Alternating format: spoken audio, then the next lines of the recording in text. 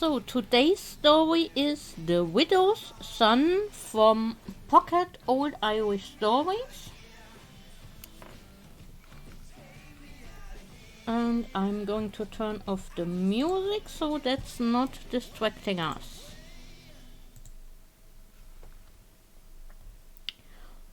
Once upon a time there was a widow who lived in a little cottage with her son Tom.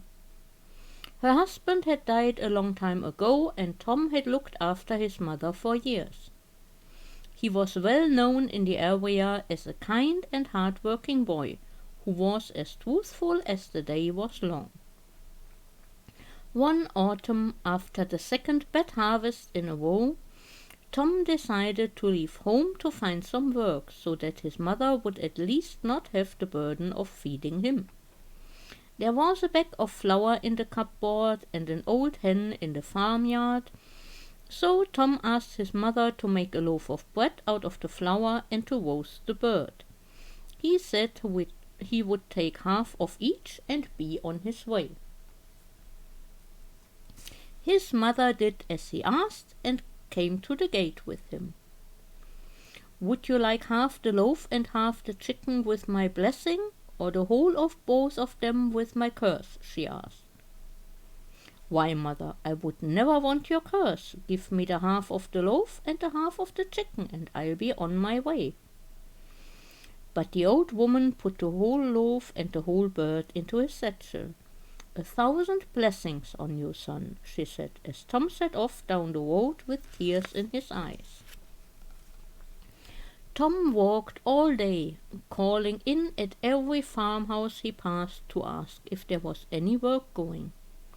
But he was sent away each time, and soon he was tired and night was falling. Just as he was wondering where he could lay his head for the night, he heard a donkey braying loudly. He followed the noise and came to the edge of a bog. There was a donkey stuck in the bog. He had sunk in up to his shoulders and hadn't a hope of getting out without help. "Oh, Tom," called the donkey, "please get me out of this bog before I drown." So Tom threw in as many stones and bits of wood as he could find, and soon the donkey was able to find his feet, and he scrambled out of the bog. "Thank you, Tom," he said. "I'll do the same for you. Where you are off to this fine night?" "I am trying to find work," said Tom. "The harvest was bad again." "I'll go with you then," said the donkey. "Aren't two often better than one?" When they came to the next village, they were greeted by a dog with a saucepan tied to his tail. He was being chased by a crowd of boys who were all throwing stones at him. The donkey let out the loudest bray you have ever heard, and the boys turned and ran away. Tom untied the saucepan from the dog's tail. "Why don't you come with us?" he said. "We'll keep you safe from horrible boys." So the trio walked on down the road until they came to a small clearing by the side of the road behind a low wall. A path from the clearing led into the forest, which looked dark and uninviting. "We can sleep here tonight," said Tom. He sat against the wall with the dog and shared his bread and roast chicken with him while the donkey found some grass and herbs. A hungry cat came along, his whip sticking out through his thin fur, and Tom gave him some chicken bones. As he was eating, a fox jumped over the wall with a fine black rooster flapping in his mouth. The dog chased after the fox, who dropped the rooster, and the poor bird fluttered back with the dog to thank Tom, who invited him to join the little band. Then they all settled down to sleep. A few hours later they were all fast asleep when they were rudely awoken by the rooster, crowing as if dawn had already arrived. "What's up? What's up?" brayed the donkey, who had been having a lovely dream about a beautiful meadow full of juicy grass. "I can't see the dawn light. Why are you crowing, stupid bird?" "There's light over there," said the rooster. "I can see it breaking through the trees." "I can see it too," said Tom, "but it's candlelight, not the dawn. It seems to be coming from a house in the forest. We might as well go over and ask for shelter for the rest of the night."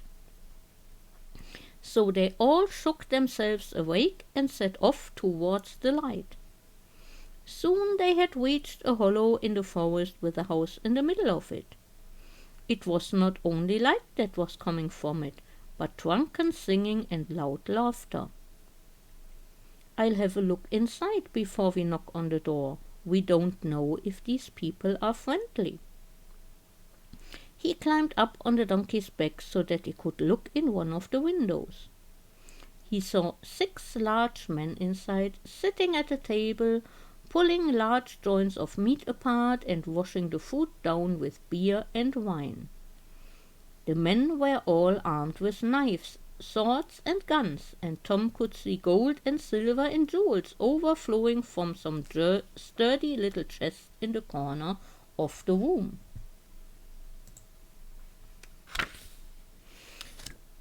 "That was a great haul of treasure we got from his lordship," shouted one. "And here's to the good health of the porter at his gate," yelled another. Tom whispered to his companions, and they all started making as much noise as they could. "Hold your fire!" shouted Tom. "Don't shoot until I give the order." And they all started making noise again, while Tom smashed the biggest window in the room. The wind blew out the candles, and the robbers rushed out of the house, tripping over each other in the darkness. Tom and the donkey and the dog and the cat and the rooster all piled into the house, closed the shutters, lit the candles again, and ate until they were completely stuffed. Then they blew out the candles and settled down to get some sleep.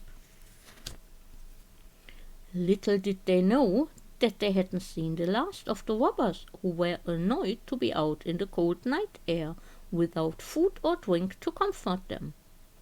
And then there was all that treasure they'd just gone to the trouble of stealing. "I'm going back," said their leader, "to see if I can get my hands on the treasure." And off he went into the darkness. When he got to the house, the only light was the fire. So he went towards it, thinking to light a candle from it. He kicked the cat as he passed him, and the cat went at him with tooth and claw. He stepped back and stood on the dog's tail, and the dog jumped on him, bringing him down to the ground, and bit his face and his arms and legs. He rushed out of the house, chased by the rooster, who pecked and scratched his face, and then the donkey kicked him from the front door to the manure heap. The robber staggered out of the manure and limped away as fast as his battered legs could carry him. Before the sun had risen the following morning, Tom and his merry band had a good breakfast. Then Tom lashed the 2 treasure chests to the donkey, and off they went to the lord's mansion. Tom asked to see the lord, but the porter didn't want to let him in.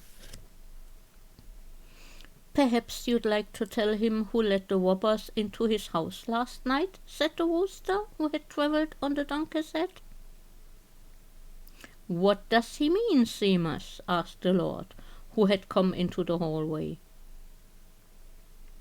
"Take no notice of him," said the porter scornfully. "I certainly didn't open the door to the 6 robbers."